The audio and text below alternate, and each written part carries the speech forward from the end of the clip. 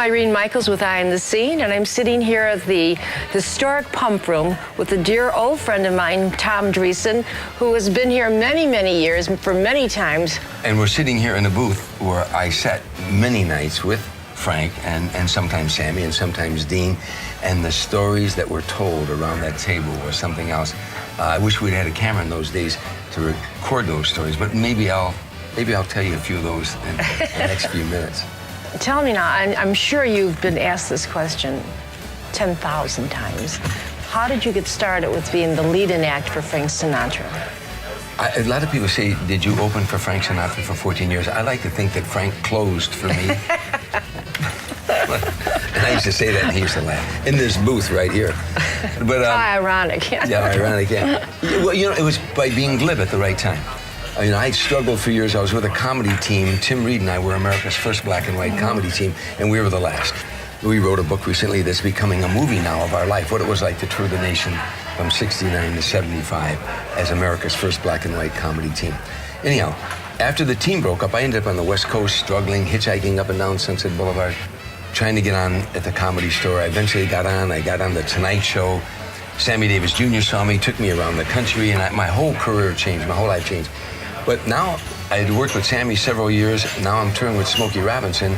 We're in Lake Tahoe at Caesars. Frank Sinatra was appearing next door at Harrah's, and I was always a big Frank Sinatra fan.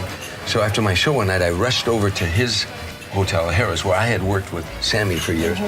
And I wanted to catch Frank's show. As I was running into the showroom, the vice president of Harrah's Hotel, a man named Holmes Hendrickson, saw me, and he was talking to a big heavyset guy with a cigar. And he said, "Tommy, come here." And I reluctantly went over there because I didn't want to miss Frank's opening. Frank Sinatra created more excitement walking to the microphone than most people do with their whole act, you know. So I reluctantly went over, and he said, the vice president said, "Tommy, this is Mickey Rudin. Mickey, this is Tom Dreesen." I recognized the name. Mickey Rudin was Sinatra's lawyer. He said, "Mickey, I think Tom would make a great opening act for Frank." And the lawyer got a pained expression on his face like he'd been asked that a million times. And he winked at the vice president, but I caught the wink. And he said, "Hey, kid, if I gave you a week with Frank, would you want more than 50,000? I said, "Mr. Rudin, put it this way. If you gave me a week with Frank, would you want more than 50,000?